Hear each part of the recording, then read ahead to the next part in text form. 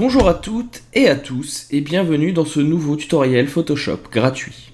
Aujourd'hui, je fais ce tutoriel à la demande d'un internaute qui m'a demandé comment, à partir d'une photo d'un shooting pris en intérieur et dont la couleur serait un petit peu jaunâtre, comment on allait pouvoir venir la retoucher pour lui redonner un éclat et un air et une sensation réaliste. Donc au cours de ce tutoriel, je vais vous faire découvrir comment réaliser ces effets. Si jamais vous avez des questions au cours de la vidéo, n'hésitez pas à me laisser un petit commentaire ou à me tenir au courant via les sections entraide et FAQ de tuto.com. J'espère que ce tutoriel vous sera utile, je vous en souhaite un bon visionnage et je vous dis à tout de suite. Passons maintenant donc à ce petit tutoriel qui va nous permettre de supprimer ce filtre un petit peu jaunâtre de la photo dû à un éclairage intérieur qui n'a pas forcément été maîtrisé ni pensé en amont.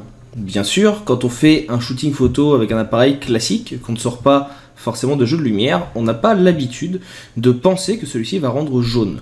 Pour avoir une lumière blanche, il faudrait utiliser des projecteurs à lumière blanche et non pas des ampoules classiques qui elles fournissent des lumières un petit peu plus jaunes. Par chance, il existe dans Photoshop une fonctionnalité qui permet de modifier cela. Pour la trouver, c'est relativement simple. Il vous faudra venir ici, dans le menu composé d'un cercle bicolore, noir et blanc, dans le menu des calques.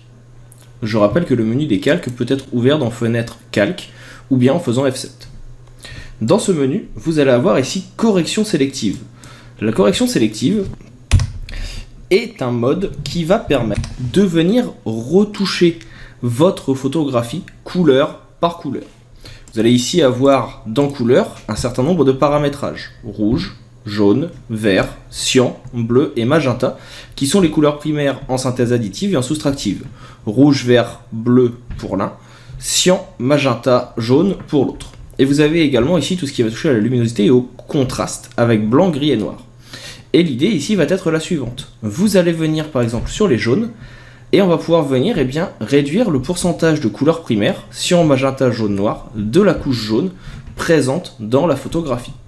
Par exemple ici, si dans la couche jaune je viens demander à ce qu'il y ait moins de jaune, vous voyez que ma photo va venir s'éclaircir, tout simplement. Ici je vais avoir un petit peu de magenta, je vais pouvoir venir jouer un petit peu justement avec le magenta pour retrouver une photographie qui serait un petit peu plus classique. Vous pouvez même venir ajouter un petit peu de cyan pour ajouter un effet bleu, ou au contraire si vous voulez avoir un effet un petit peu plus bonbon, qui serait par exemple ici un petit peu surréaliste, encore une fois, vous pouvez venir jouer sur le cyan. Vous avez également la possibilité ensuite de venir jouer ici sur le blanc. Le blanc, toujours avec la couche jaune, va permettre d'accentuer dans certaines teintes. Pareil pour le magenta, mais surtout vous allez pouvoir avec le noir venir ajouter du contraste dans certaines parties. En bas ici, vous avez la possibilité, en venant cliquer sur le petit œil, de voir le avant-après. On voit déjà tout de suite, en termes de qualité photographique, qu'on est un petit peu mieux. On retrouve une couleur plus classique, on enlève ce filtre un petit peu jaune. Vous pouvez ensuite venir dans le gris, ici, et venir ajouter un léger bleu en augmentant le cyan, ou au contraire un léger rose en en baissant. Vous pouvez aussi encore une fois venir enlever un petit peu de jaune si vous trouvez qu'il y en a encore un petit peu trop, en venant baisser le jaune de la couche grise. Vous pouvez également venir ici maintenant dans le magenta.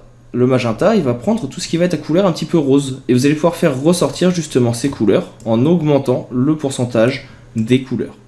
Si jamais vous trouvez que ce n'est pas assez, on viendra par la suite faire un deuxième filtre qui permettra de faire cela.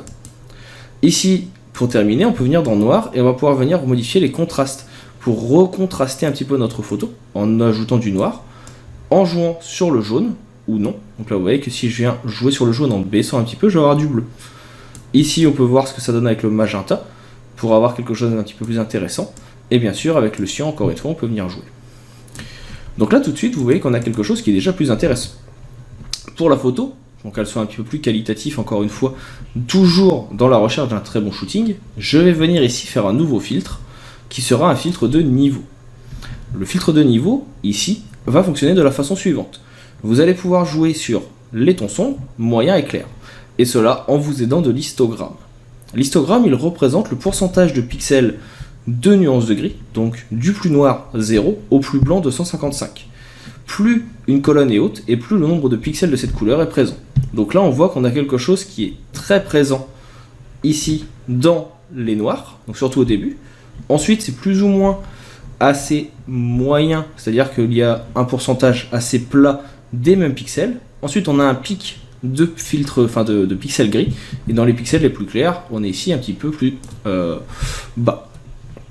On va pouvoir donc venir maintenant utiliser le bouton du milieu, le bouton gris, pour éclaircir.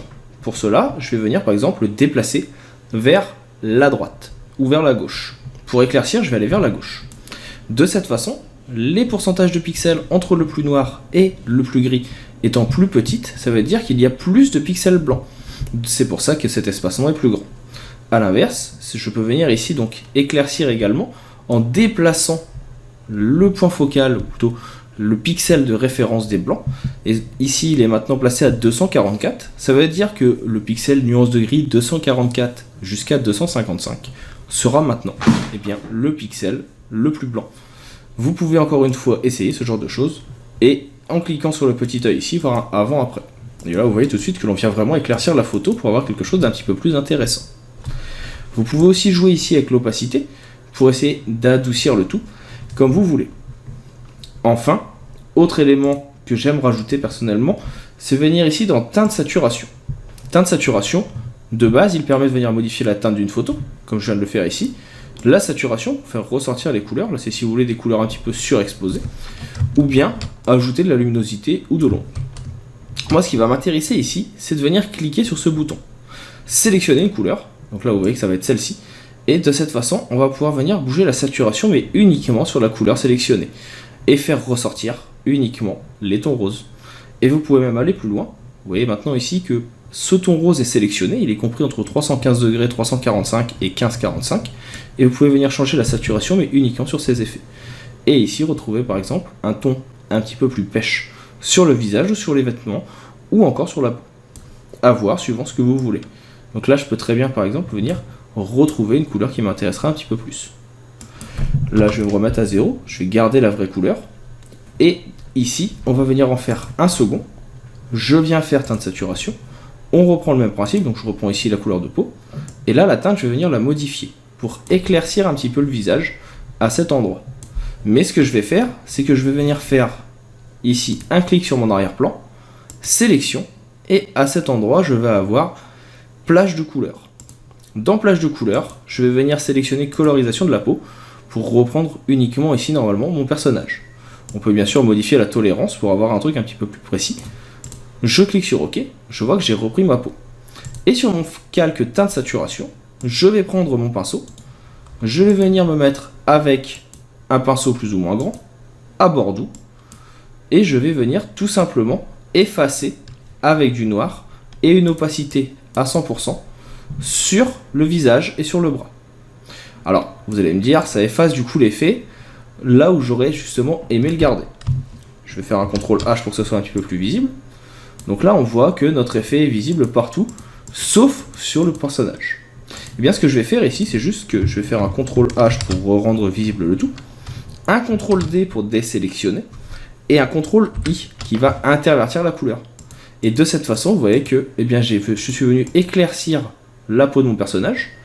En cliquant ici, je peux ouvrir de nouveau mon filtre, et on peut venir donc remodifier la couleur que l'on avait tout à l'heure. Là, vous voyez que je suis toujours à plus 15 sur la couche rouge, et on peut venir la modifier, vous voyez que ça ne modifiera que la couleur de la peau. Donc voilà pour ce petit effet, j'espère qu'il vous sera utile. Je rappelle qu'il m'a été demandé par un internaute, je lui remercie de m'avoir laissé utiliser sa photo, et je remercie à sa compagne de m'avoir laissé utiliser également la photo et d'avoir posé. La photo est assez intéressante pour mettre en avant les produits, c'est pour ça que j'ai accepté aussi de le mettre en avant. Je trouve que ça fait un beau shooting, mais qui était malheureusement gâché par cet effet jaunâtre qui est maintenant corrigé. Si jamais vous avez des questions sur ce qu'on a vu au cours de ce tutoriel, bien sûr n'hésitez pas. Je reste à votre disposition et me ferai un plaisir de vous aider à mieux comprendre et mieux utiliser les outils que nous avons vus, parce qu'ils sont quand même assez nombreux. Je vous dis maintenant à bientôt, n'hésitez pas à laisser un commentaire, à mettre un petit pouce bleu, à partager la vidéo, et puis je vous dis à bientôt pour d'autres tutoriels Photoshop. Hop hop, ne partez pas si vite. Vous avez aimé la vidéo, l'astuce que vous avez vue vous a plu et vous a permis de vous améliorer dans le logiciel que vous suivez, Photoshop, Illustrator, InDesign, Affinity Photo ou que sais-je encore. vous souhaitez aller un petit peu plus loin dans la découverte de ces outils et comprendre au mieux leur fonctionnement, voire même vous personnaliser dans certains domaines, l'auto-entreprise, comment développer votre auto-entreprise par exemple avec Photoshop, comment vous améliorer si vous êtes développeur, comment l'utiliser la suite Adobe si vous êtes illustrateur, ou que sais-je encore. Sachez que je propose également des vidéos sur tuto.com que vous pouvez retrouver avec le lien présent dans la description. Vous y retrouverez l'intégralité des vidéos gratuites du site, de la chaîne YouTube, mais également l'intégralité de mon catalogue de formations payantes. Il arrive régulièrement que je propose sur la chaîne YouTube, mais aussi sur les réseaux sociaux, des codes promo pour les avoir à moins cher, donc n'hésitez pas à les suivre pour pouvoir rester à l'affût des dernières nouvelles. Je vous invite également, bien sûr, à laisser un commentaire, un petit like, à partager la vidéo autour de vous afin que la chaîne puisse grandir. N'hésitez pas à me dire ce que vous en avez pensé, c'est toujours avec plaisir que je lis les commentaires et que je réponds, même en cas de besoin. Je vous dis maintenant à bientôt pour d'autres tutoriels, pour d'autres ressources, pour d'autres outils liés au monde du graphisme ou du marketing. Je vous souhaite une bonne continuation et je vous dis à bientôt.